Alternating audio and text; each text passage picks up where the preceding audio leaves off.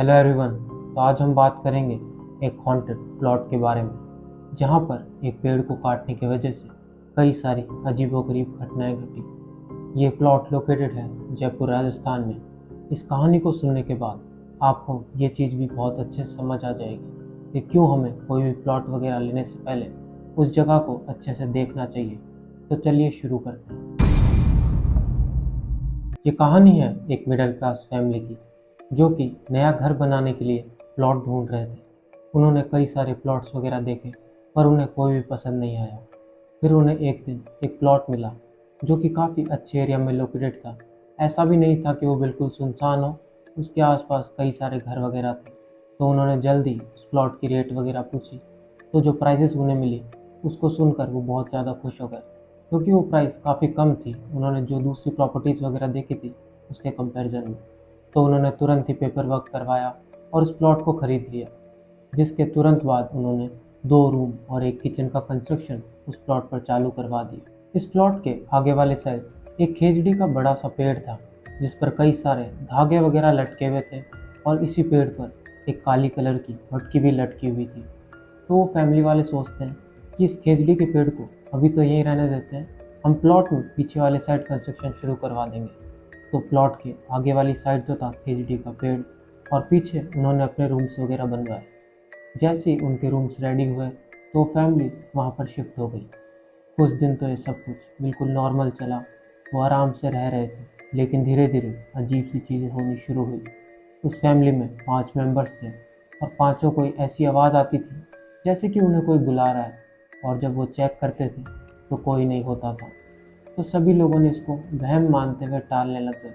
लेकिन एक चीज़ थी जो कि सिर्फ उनकी माँ के साथ हो रही थी। जब भी उनकी माँ सुबह सुबह जल्दी उठती तो उनके हाथों और पाँव पर एक अलग से ही निशान देखने को मिलता। इस चीज़ पर भी उनकी माँ ने ज़्यादा ध्यान नहीं दिया, और इसे भी ऐसे ही टाल दिया। कुछ समय और बीता, उनके पास थोड़े और पैसे आए, तो उन्होंने सोचा कि क्यों ना अब आगे वाले पोर्शन में भी रूम बनाया जाए। तो फिर कंस्ट्रक्शन शुरू हुआ, और इस बार उस खेजड़ी के पेड़ को काट दिया गया। और ये जब कंस्ट्रक्शन पूरा हुआ तो एक रूम ऐसा भी बना जो कि जस्ट उस खेजड़ी के पेड़ के ऊपर ही था, और उस रूम को ले लिया उनकी दोनों बेटियों ने। एक बड़ी बेटी थी जो कि जॉब करती थी, और जो छोटी वाली बेटी थी वो कॉलेज जाती थी। एक दिन जब वो छोटी वाली बेटी उस रूम में बैठकर टीवी देख रही होती है, तो टीवी के सामने से एक काली बिल्ली निकलती है, उसे घूरते हुए, और सीधा बेड के नीचे चली जाती है। जैसे ही वो बेड के नीचे देखती है तो बेड के नीचे कोई नहीं होता। ये चीज़ 3 से 4 दिन तक ऐसे ही चलती है। फिर वो अपनी मम्मी से ये पूरी बात बताती है। तो उसकी माँ उसे कहती है कि तुम्हारा कोई वहम है, ऐसा कुछ भी नहीं हुआ। फिर एक दिन उनका छोटा वाला बेटा छत पर क्रिकेट खेल रहा होता है। तो जब वो वापस आ रहा था तो वो सीढ़ियों पर किसी से बात कर रहा था ज़ोर ज़ोर से। तो उसकी माँ ने पूछा, अरे किससे हवा में बातें कर रहा है?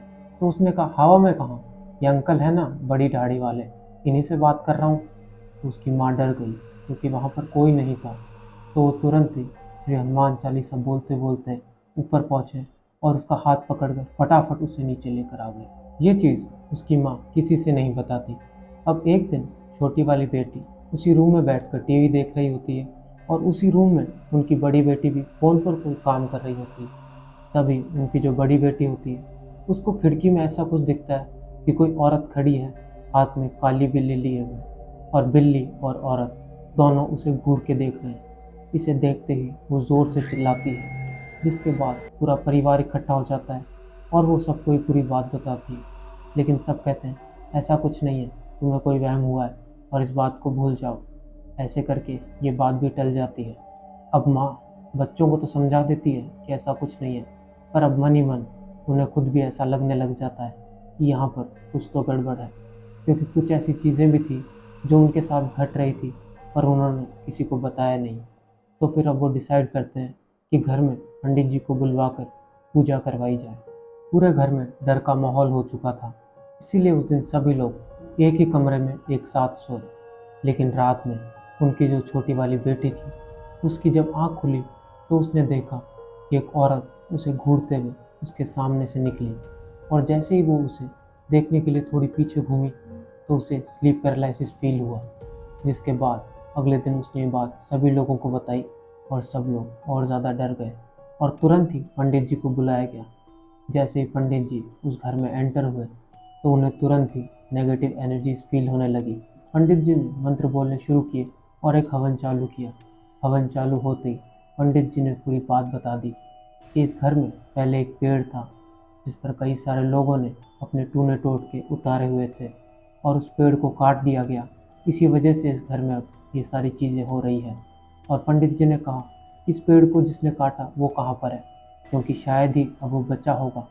और सचमुच जब उस इंसान का पता लगाया गया जिसने इस पेड़ को काटा था तो उसकी पिछले हफ्ते बीमारी की वजह से मौत हो चुकी थी। पंडित जी ने कहा कि यहाँ पर लोगों ने बहुत सारे टूने टोटके किए हैं और लोगों ने यहाँ पर काला जादू भी किया हुआ है। इसी वजह से यहाँ पर कई सारी बुरी शक्तियाँ हैं।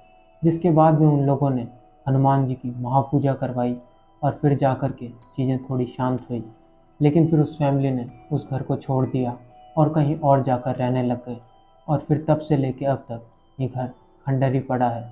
वहाँ पर अब ऐसी कोई चीज़ तो लोगों ने नहीं देखी, पर वहाँ पर जाना आज भी लोग पसंद नहीं करते। Thank you everyone for watching my video.